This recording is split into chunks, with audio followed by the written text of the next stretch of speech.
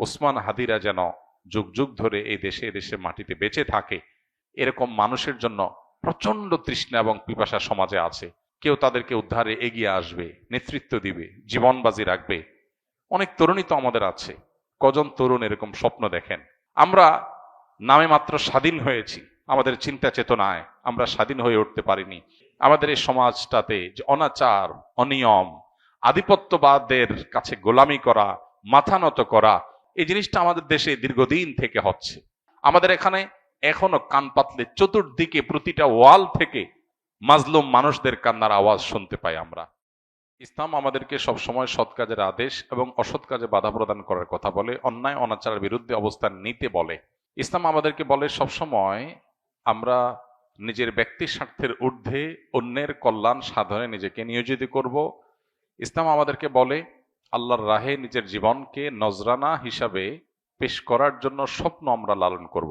তো এই বিপ্লবী তরুণ সেই কাজগুলো অত্যন্ত সুন্দরভাবে সুচারুরূপে আঞ্জাম দিয়েছেন। আমরা দোয়া করি আল্লাহ তাআলা তার ভুল ত্রুটি সবকিছুকে ক্ষমা করে মাগফিরাত নসিব করে তাকে শাহাদাতের সর্বোচ্চ মাকাম দান করেন। একজন মুসলিম তরুণের জীবনের সার্থকতা কি, এটা এই তরুণ দারুণভাবে বুঝিয়ে দিয়ে গেছেন। আমাদের তরুণদের বড় অংশ তারা ভোগবাদ, খেল তামাশা, আনন্দ বিনোদন, হেয়ালিপনা এসব কিছুর মধ্যে ডুবে থাকে।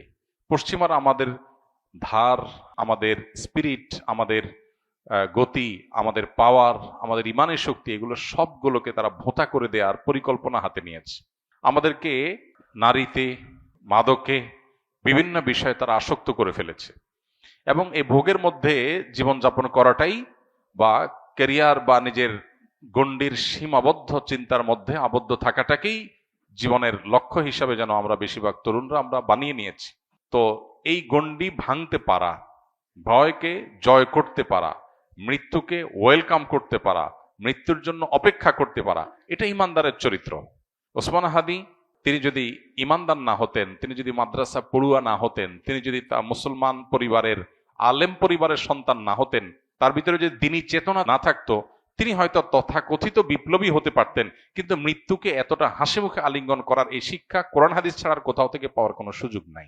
অতএব আমাদের প্রত্যেকটা যুবক কিভাবে তিনি ন্যায়নিষ্ঠ হবেন, কিভাবে তিনি দেশের মানুষকে, মুসলিম মিল্লাতকে অন্যায়ের হাত থেকে রক্ষা করবেন, আধিপত্যবাদের বিরুদ্ধে কিভাবে তিনি লড়ে যাবেন এবং ব্যক্তি স্বার্থ চিন্তা করবেন না, ফ্যামিলি স্বার্থ চিন্তা করবেন না, এগুলোর ঊর্ধ্বে উঠবেন, আল্লাহর উপরে ভরসা রাখবেন, আল্লাহর সঙ্গে সাক্ষাতের প্রত্যাশা করবেন, সেই ন্যায়নিষ্ঠ হওয়ার, অন্যায়ের বিরুদ্ধে প্রতিবাদী হওয়ার, অসৎ কাজে বাধা প্রদান করার শিক্ষা ওসমান হাদি আমাদেরকে দিয়ে গেছেন। আলহামদুলিল্লাহ, আমরা দোয়া করি আল্লাহ তাআলা তার শিক্ষা আমাদের জীবনে ধারণ করার তৌফিক দান করুন এবং আমাদের সবাইকে তার যে ভালো গুণগুলো আছে সেগুলো অর্জন করার। তার মতো আরো অনেক তরুণরা আমরা নিকট অতীতে দেখেছি, তারা দারুণভাবে নিজের কাজটা করে যেতে পেরেছেন, আদর্শ স্থাপন করতে পেরেছেন। আমরা তাদের সবার জন্য দোয়া করি এবং তার সুখসন্ত পরিবারকে আল্লাহ তাআলা সান্ত্বনা নসিব করুন এবং তার আদর্শ যেন হারিয়ে না যায়। ওসমান হাদিরা যেন যুগ যুগ ধরে এই দেশে এদেশে মাটিতে বেঁচে থাকে। এদেশে মানুষের বড় বেশি তৃষ্ণা, বড় বেশি পিপাসা। কেউ তাদেরকে উদ্ধারে এগিয়ে আসবে, নেতৃত্ব দিবে, জীবন বাজি রাখবে। অনেক তরুণী তো আমাদের আছে। কজন তরুণ এরকম স্বপ্ন দেখেন? কজন তরুণ এই সীমাবদ্ধ চিন্তার ঊর্ধ্বে উঠেন? ওসমান হাদি বলেছেন তার বাবা তাকে উদ্বুদ্ধ করেছেন, তার বাবা তাকে উৎসাহিত করেছেন, তার বাবা তাকে জেনারেল শিক্ষায় যেতে বলেছেন, অনুমোদন দিয়েছেন এই শর্তে যে তুমি অন্যায়ের বিরুদ্ধে লড়াকু সৈনিক হবে। তার পরিবার থেকে তিনি পরিপূর্ণ সাপোর্ট পেয়েছেন। তো কয়টা পরিবার এরকম আছে, কয়টা মা বাবা এরকম আছে যে বাবা তুমি কেরিয়ার গড়ে অনেক টাকা পয়সা কামাই করবা, অনেক বড় পদ চেয়ারে যাবা, আর আমরা ভোগবাদে ভিতরে থাকবো, আমরা সেগুলো ভোগ করব, ভাবসাব হবে, সামাজিক অবস্থান হবে, এগুলো আমাদের টার্গেট না। আমাদের টার্গেট তুমি মানুষ হও, ইমানদার হও, আল্লাহ ভীরু হও, আল্লাহ ছাড়া কাউকে পরোয়াকারী হইও না, সমাজটাকে পরিবর্তনের জন্য চেষ্টাটা করো। ইমানদারের সার্থকতা হলো সমাজ পরিবর্তন করার চেষ্টা যদি সে করে, চেষ্টা করতে না পারলেও আল্লাহর কাছে সব পরিপূর্ণভাবে পেয়ে যাবে। নবী করিম সাল্লাল্লাহু আলাইহি ওয়াসাল্লামের একটা হাদিস রয়েছে, কোন ব্যক্তি যদি শাহাদাতের আকাঙ্ক্ষা লালন করে, শাহাদাতের তামান্না লালন করে, কিন্তু তার মৃত্যু যদি হয় বিছানায় স্বাভাবিক মৃত্যু, শহীদ যদি সে হতে নাও পারে, আল্লাহর কাছে শাহাদাতের মর্যাদা সে পেয়ে যাবে। অতএব স্বপ্নটা ইমানদারের বড় হতে হবে, চিন্তাটা পরিবর্তিত হতে হবে, চেতনাটা শানিত হতে হবে, পবিত্র হতে হবে, চিন্তাটা উন্নত হতে হবে। নিচু চিন্তা, সীমাবদ্ধ চিন্তা, ভোগবাদের চিন্তা, মোজমাস্তির চিন্তা, শুধুমাত্র হাসি তামাশার চিন্তা, এটা মুসলমানের চিন্তা হতে পারে না। মুসলমান আব্দুল ইবনে ওমরের, বেলালের, আম্মারের, সোহাইবের, ওমর রাদিয়াল্লাহু তাআলা আনহুর, আব্দুল ইবনে আব্বাস রাদিয়াল্লাহু তাআলা আনহুর, খালিদ ইবনে ওয়ালিদ রাদিয়াল্লাহু তাআলা আনহুর, মুসআব ইবনে ওমর রাদিয়াল্লাহু তাআলা আনহুর আদর্শের সন্তান। তারা জীবন বাজি রেখেছেন, সব উৎসর্গ করে দিয়েছেন। আর ভোগ বিলাস এগুলো তো অন্য 10টা ছেলেও করতে পারে, আত্মত্যাগ সবাই করতে পারে না। সামান্য ক্যারিয়ারের চিন্তা নিয়ে আবদ্ধ হয়ে থাকা, সীমাবদ্ধ চিন্তার মধ্যে আবদ্ধ থাকা, এটা তো পৃথিবীর সব যুবক তরুণী করে। আমি ব্যতিক্রম, আমি ইউনিক, আমি ভিন্নতর, আমি মুসলিম, আমি অন্যরকম, এই বিষয়টা সবাই পারে না। এটার জন্য দরকার কোরআন এবং হাদিসের ইন্সপিরেশন, এটার জন্য দরকার কোরআন হাদিসের শিক্ষা, এটার জন্য দরকার হলো পারিবারিকভাবে সাহায্য, তাদের সহযোগিতা, তাদের সমর্থন। আল্লাহ তাআলা আমাদের তরুণদেরকে সবকিছু হাসিল করার তৌফিক দান করুন। আমাদের এই সমাজটাতে যে অনাচার, অনিয়ম, আধিপত্যবাদের কাছে গোলামি করা, মাথা নত করা, বিদেশিদের কাছে নিজেদের সবকিছুর বর্গা দিয়ে দেওয়া, এই জিনিসটা আমাদের দেশে দীর্ঘদিন থেকে হচ্ছে।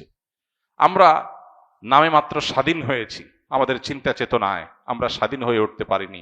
আমরা পরিপূর্ণ স্বাধীনতার স্বাদ ভোগ করছি না। আমাদের এখানে এখনো কান পাতলে চতুর্দিকে প্রতিটা ওয়াল থেকে মাজলুম মানুষদের কান্নার আওয়াজ শুনতে পাই আমরা। আমাদের এখানে এখনো ন্যায় বিচার প্রতিষ্ঠা হয় নাই। আমাদের এখানে অন্যায় করে এখনো মানুষ পার পেয়ে যায়। এগুলো থেকে উদ্ধার করে একটা সুন্দর সমাজ বিনির্মাণ হবে, অন্যায়ের বিরুদ্ধে মাথা ছাড়া দিয়ে মাথা উঁচু করে কথা বলবে, এরকম মানুষের জন্য প্রচন্ড তৃষ্ণা এবং পিপাসা সমাজে আছে। দরকার কিছু তরুণের, দরকার কিছু যুবকের। আল্লাহ তাআলা শরীফ ওসমান হাদির মতো কিছু যুবক আমাদেরকে তৈরি করে দিন। তার যে সাহসিকতা, মৃত্যুকে উপেক্ষা করার, মৃত্যুর ভয়কে জয় করার, ভয় পাওয়ার যে সংস্কৃতি আমাদের দেশে আছে, বাবা ভয় পায়, মা ভয় পায়, স্বামী স্ত্রী ভয় পায়, নিজে ভয় পায়, সবাই ভয় পায়, ক্যারিয়ারের ভয়, ব্যবসা নষ্ট হয়ে যাওয়ার ভয়, চাকুরির ভয়, এই ভয়কে জয় করার জন্য কলিজা লাগে। আল্লাহ তাআলা সেই কলিজা, সেই সাহসিকতা, সেই ইমানের শক্তি আমাদের সবাইকে নসিব করুন। এবং আবারও দোয়া করি আল্লাহ তাআলা এই বিপ্লবীকে, এই তরুণকে তার ভুল ত্রুটিগুলোকে মাফ করে কিয়ামতের ময়দানে শহীদদের কাতারে সর্বোচ্চ সম্মানের সাথে তাকে শামিল হওয়ার তৌফিক দান করুন। আস-সুন্নাহ ফাউন্ডেশন, উম্মার স্বার্থে সুন্নাহর সাথে।